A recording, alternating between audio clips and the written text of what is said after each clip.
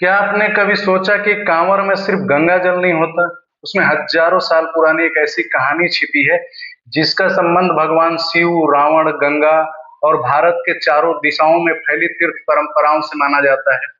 और सबसे बड़ा सवाल, सुल्तानगंज की गंगा से जल भरकर आखिर 105 किलोमीटर दूर बाबा बैद्यनाथ धाम तक ही क्यों लाया जाता है?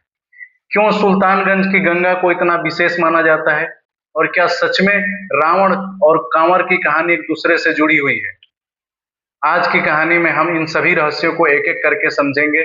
मैं हूं अमित तिवारी और आप देख रहे हैं अमित की डायरी। नमस्कार। तो चलिए शुरू करते हैं कांवर की उस पावन यात्रा को, जो ये सिर्फ एक यात्रा नहीं बल्कि आस्था, संकल्प और शिव भक्ति का अद्भुत परंपरा है। सुल्तानगंज से ही गंगा जल क्यों? बिहार के सुल्तानगंज में गंगा का एक बेहद विशेष स्वरूप दिखाई देता है। यह गंगा का प्रवाह उत्तर दिशा की ओर माना जाता है, इसलिए इसे उत्तर वाहिनी गंगा कहा जाता है।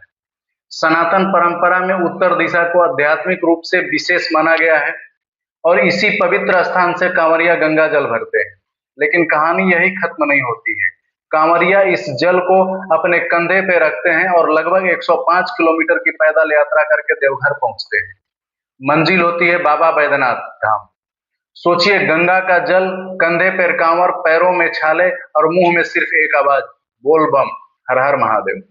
लेकिन सवाल है कि इतनी कठिन यात्रा की जरूरत ही क्यों पड़ी? कांवर आखिर है क्या? कांवर सिर्फ दो लकड़ियों पर लटके जल के पात्र का नाम नहीं है। यह एक संकल्प का प्रतीक है।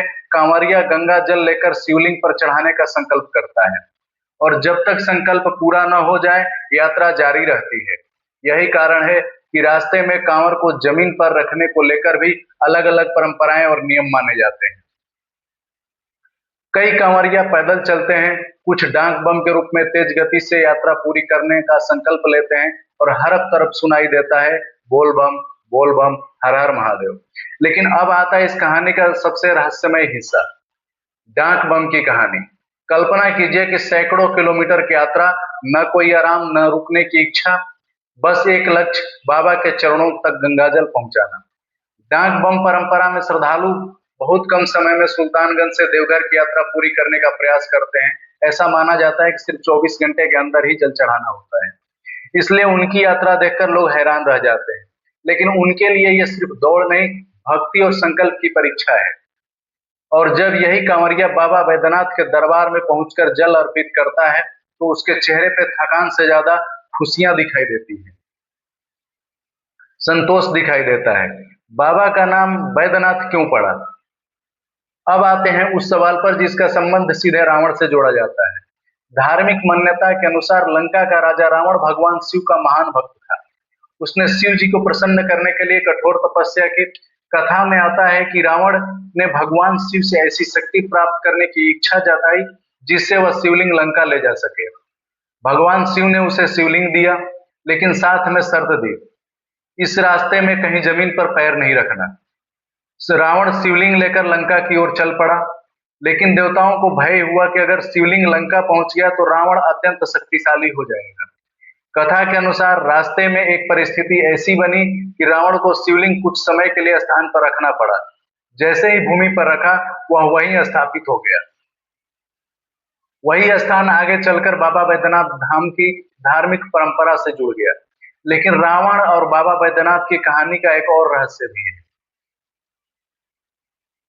बैद्यनाथ नाम का धार्मिक परंपरा में भगवान शिव को वैद्य के रूप से जोड़ा जाता है, अर्थात देवताओं के वैद्य। इसलिए भक्त यहाँ सिर्फ दर्शन के लिए नहीं आते, वे अपनी पीड़ा, बीमारी, परेशानी और मनोकामना भी बाबा के चरणों में रखते हैं। और शायद यही वजह है कि कांवर यात्रा को केवल तीर्थ यात्रा नहीं, एक आध्यात्मिक संकल्प माना जाता है। लेकिन क्या आपने कभी सोचा है कि कांवर की यह परंपरा सिर्फ बिहार और देवघर तक सीमित है? नहीं। और यही से कहानी और भी बड़ी हो जाती है। गंगा से शिव तक भारत का आध्यात्मिक रास्ता होता है। भारत में अलग अलग क्षेत्रों में गंगा जल लेकर शिव धाम तक पहुंचने की अनेक धार्मिक परंपराएं मिलती है। उत्तर में हरिद्वार और गंगोत्री जैसे तीर्थों से कांवर यात्राएं निकलती है। पूर्व में सुल्तानगंज से बाबा बैद्यनाथ धाम के लिए, दक्षिण में गंगा जल को लेकर रामेश्वरम जैसे शिव धामों में अर्पण करने की परंपरा का उल्लेख मिलता है। कहीं कहीं पे जहां से भी लगता है वहां से लोग गंगा से जल उठाते हैं और अपने शिव धाम तक लेकर के आते हैं। यानी एक नदी और उसके जल से जुड़े शिव धाम।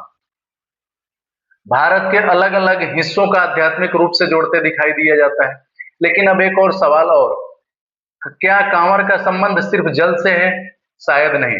कांवर में सबसे बड़ा संदेश है अपनी इच्छा से नहीं, अपने संकल्प से चल रहा हूं।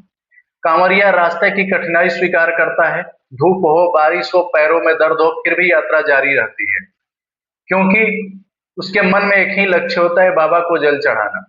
यही वजह है कि रास्ते में अनजान लोग भी एक दूसरे को कहते हैं बोल बम, और जवाब आता है बोल बम। मानो हर कांवरिया दूसरे कांवरियों को यह याद दिला रहा हो कि तुम अकेले नहीं हो, हम लोग भी तुम्हारे साथ हैं।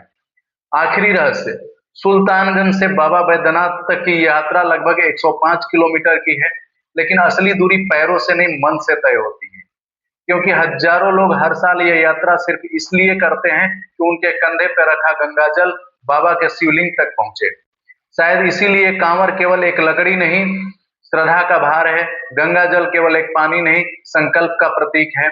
और यह यात्रा केवल 105 किलोमीटर की दूरी नहीं है, मनुष्य और महादेव के बीच का विश्वास की यात्रा है।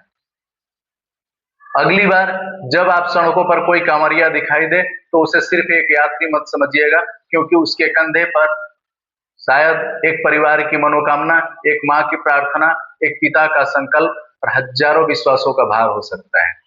और शायद इसीलिए रास्ते भर तक एक ही आवाज गूंजती है, बोल बम, हर हर महादेव, जय बाबा बैद्यनाथ।